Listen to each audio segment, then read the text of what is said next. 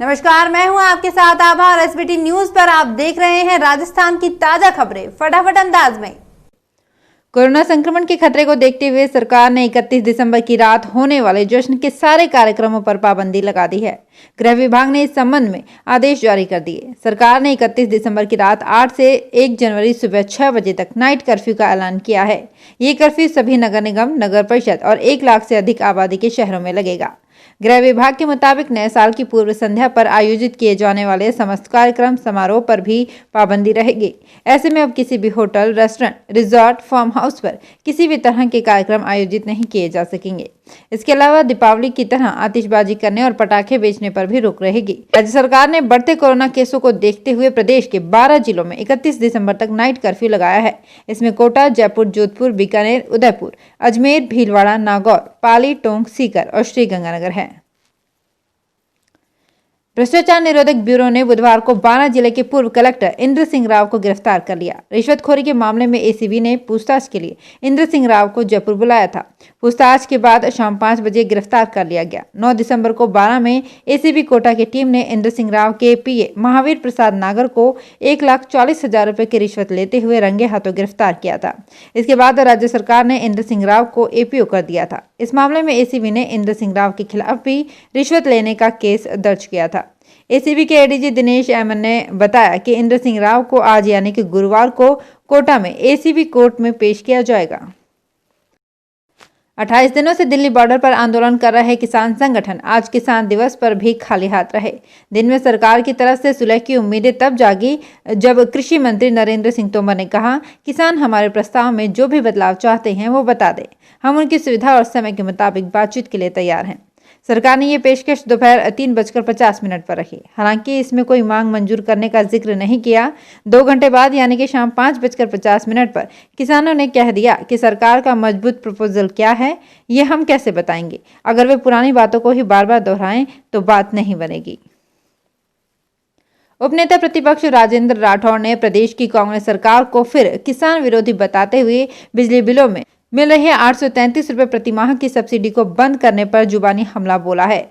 राठौड़ ने कहा कि केंद्र सरकार की कृषि सुधार कानूनों का विरोध करने वाली स्वयंभू किसान हितैषी गहलोत सरकार ने 13 लाख कृषि उपभोक्ताओं को डायरेक्ट बेनिफिट ट्रांसफर के रूप में बिजली बिलों में मिल रही सब्सिडी को बंद कर दिया है, जिससे कांग्रेस का किसान विरोधी चेहरा एक बार फिर बेनकाब हो गया है।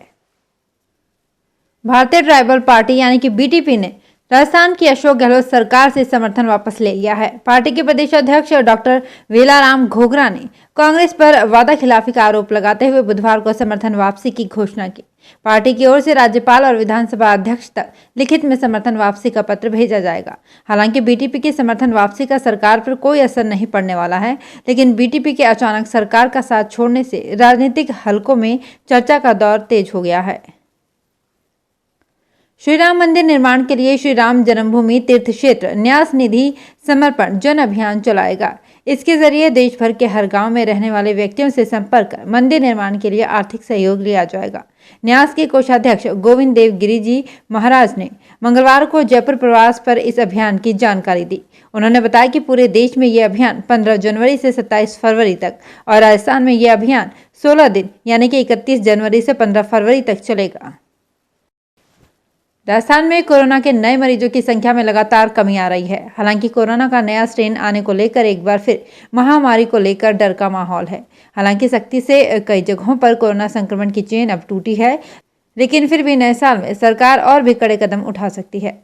बुधवार को चिकित्सा विभाग की ओर से जारी आंकड़ों के मुताबिक राज्य से नए 992 कोरोना पॉजिटिव दर्ज किए गए हैं। वहीं 8 लोगों की कोरोना से मौत भी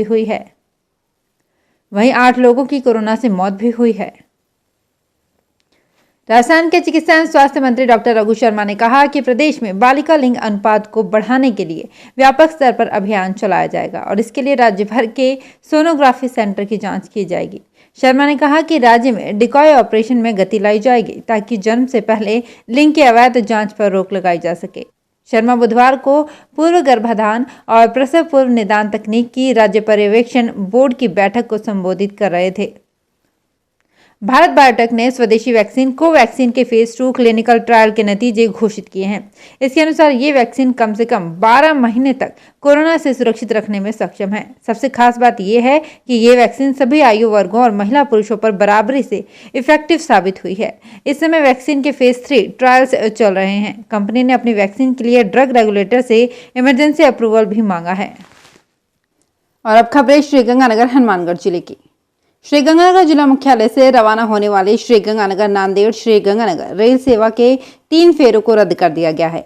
नांदेड़ श्रीगंगानगर स्पेशल रेल सेवा के 1 फेरे का मार्ग परिवर्तन किया जा रहा है।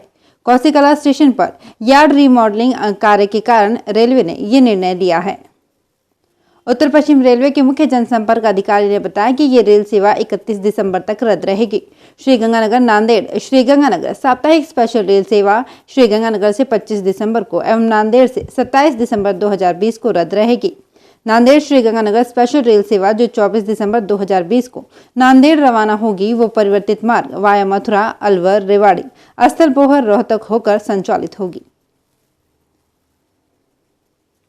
हनुमानगढ़ जंक्शन के बस स्टैंड के बाहर बुधवार दोपहर उस समय हंगामा हो गया जब एक व्यक्ति ने पुलिसकर्मी से मारपीट शुरू कर दी।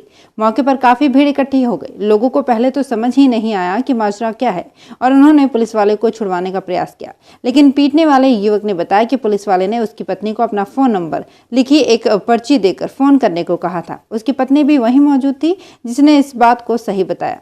इसके बाद तो भीड़ के लोग भी पुलिस वाले को पीटने का समर्थन करने लगे। काफी देर हंगामे और मारपीट के बाद आखिरकार अन्य पुलिस वाले वहां पहुंचे, तब जाकर मामला शांत हुआ। मारपीट का शिकार हुए पुलिस वाले का कहना था कि बिना मास्क और हेलमेट लगाए जाते हुए उसने इनकी बाइक रोकी थी, इस पर उसे मारपीट की गई। इस संबंध में दोनों तरफ से जंक्शन थाने में शिकायत दर्ज करवाई गई है। हनुमानगढ़ जिले के नोहर भादरा में नहरी पानी चोरों की अब खैर नहीं है। इस संबंध में जिला कलेक्टर जाकिर हुसैन ने अधिकारियों की बैठक लेकर प्रभावी कार्रवाई करने के निर्देश दिए हैं।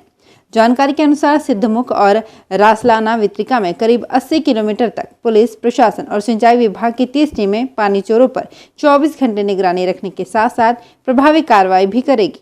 ये टीमें नहरों पर फ्लैग मार्च भी करेंगी। श्रीगंगानगर जिले सहित प्रदेश के अन्य जिलों में रहने वाले छात्राध्यापकों के लिए राहत की खबर आई है। शिक्षा विभागीय परीक्षाएं बीकानेर के पंजीयक पालाराम मेहता ने डीएलएड प्रथम और द्वितीय वर्ष परीक्षा का कार्यक्रम घोषित कर दिया है।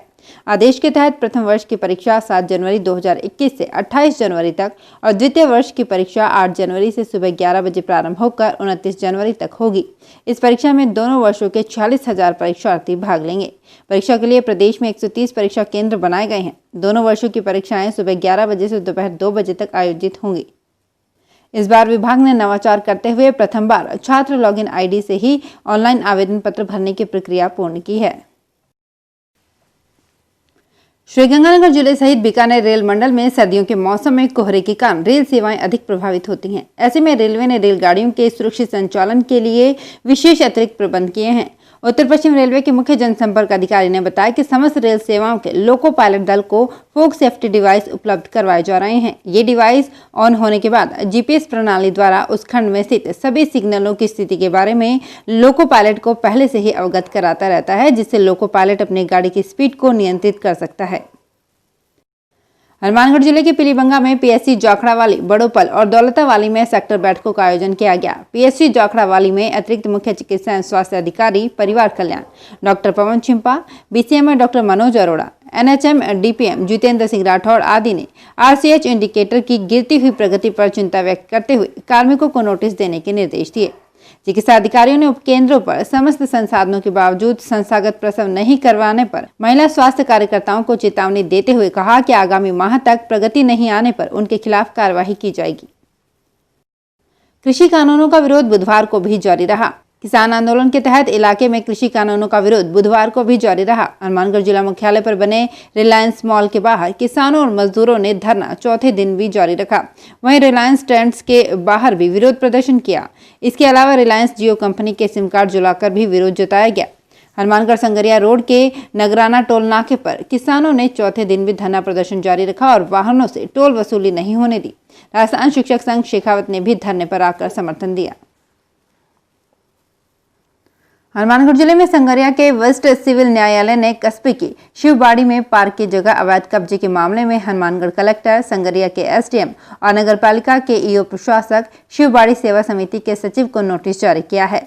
लालचंद प्रजापति और वीरेंद्र यादव की ओर से न्यायालय में मामला पेश किया गया कि शिवबाड़ी को पार्क के रूप में स्वीकृति मिली थी, लेकिन लोगों ने इस पर कब्जे कर व्यावसायिक निर्माण कर लिया। कोर्ट ने गुलाब कोठारी बनाम राजस्थान राज्य के मामले में पारित निर्देशों के तहत कार्रवाई करने के निर्देश दिए।